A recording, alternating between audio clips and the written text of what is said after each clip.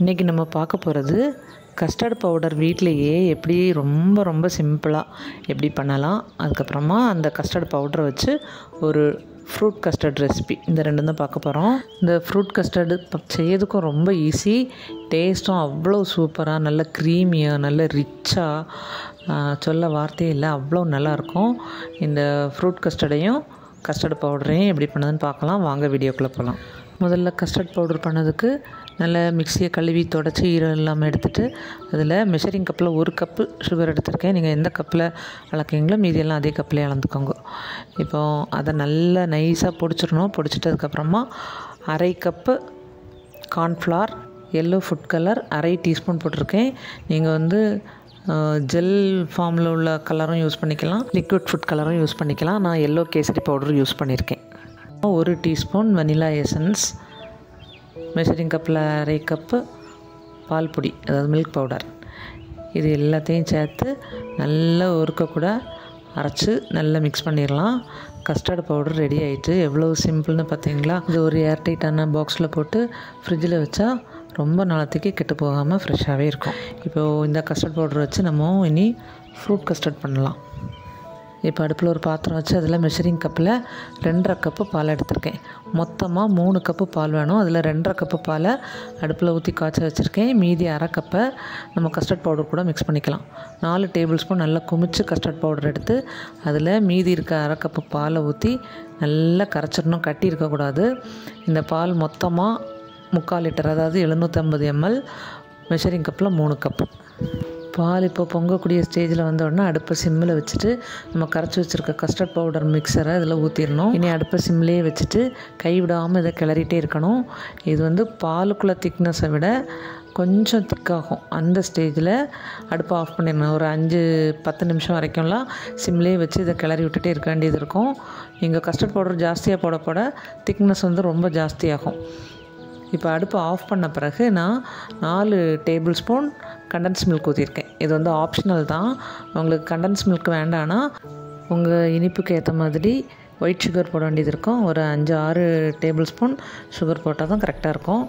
இல்லை நீங்கள் மைல்டு இனிப்பில் தான் குடிப்பீங்கன்னா கொஞ்சம் கம்மி பண்ணி போட்டுக்கலாம். இந்த கண்டன்ஸ் மில்க் போடும்போது நல்ல ரிச்சான ஒரு டேஸ்ட் கிடைக்கும். அதுக்காக தான் கண்டன்ஸ் மில்க் போடுறது. இப்போ இதை நல்லா ஆற வச்சிடலாம். அது ஆறிட்டு இருக்க நேரத்தில் நம்ம இதுக்கு தேவையான ஃப்ரூட்ஸ் எல்லாம் கட் பண்ணிக்கலாம். நான் இப்போ என்ன பழம்லாம் எடுத்திருக்கேன்னா மாம்பழம், ஆப்பிள், கொய்யாப்பழம், நல்ல இனிப்பான கருப்பு பச்சை கிரேப்ஸ் ரெண்டுமே சீட்லெஸ் எடுத்திருக்கேன். கிவி, அதுக்கப்புறமா மாதுளம்பழம், இது இவ்வளோ எடுத்திருக்கேன். நீங்கள் வாழைப்பழம் கூட இதில் போட்டுக்கலாம். புளிப்பு இல்லாத எந்த பழம் வேணாலும் போட்டுக்கலாம்.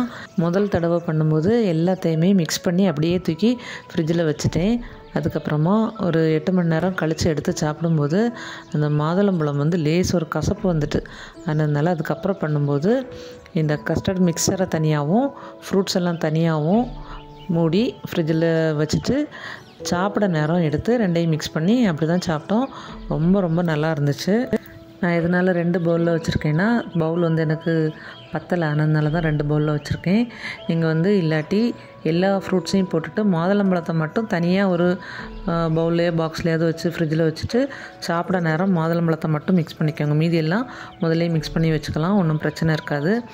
அதாவது கொய்யாப்பழம், ஆப்பிள்லாம் சில சமயம் நம்மளுக்கு கருத்து போயிருமோ அப்படின்னு டவுட் இருந்துச்சுன்னா அதுக்காக சொன்னேன். எனக்கு அந்த மாதிரிலாம் கருக்கெல்லாம் ஒன்றும் இல்லை. ஏன்னா நான் க்ளீன் ரேப் போட்டு ரேப் பண்ணி வச்சுருந்ததுனால நம்ம வெட்டி வச்சுருந்த மாதிரியே ஃப்ரெஷ்ஷாக தான் இருந்துச்சு. நீங்கள் எல்லாம் மிக்ஸ் பண்ணிவிட்டு மாதுளம்பழத்தை மட்டும் சாப்பிட நேரம் வேணால் மிக்ஸ் பண்ணிக்கோங்க.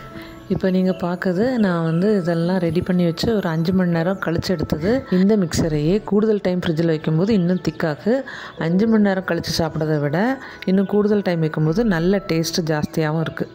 உங்களுக்கு நல்ல திக்காக ஐஸ்கிரீம் மாதிரி ஸ்கூப் பண்ணி சாப்பிடணும் அப்படின்னு நினச்சிங்கன்னா கஸ்டர்ட் பவுடரை 1 ஸ்பூன் கூட எக்ஸ்ட்ரா போட்டுக்கலாம். ஆனால் நம்ம காய்ச்சும் போது இருக்கிறத விட ஃப்ரிட்ஜில் வச்சு எடுக்கும்போது இன்னும் திக்காகும்.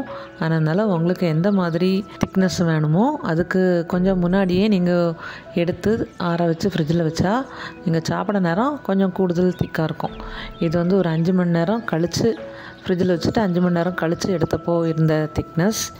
இப்போ நீங்கள் பார்க்குறது நான் ஈவினிங் 6 மணிக்கு இது ஆற வச்சு ஃப்ரிட்ஜில் எடுத்து வச்சது.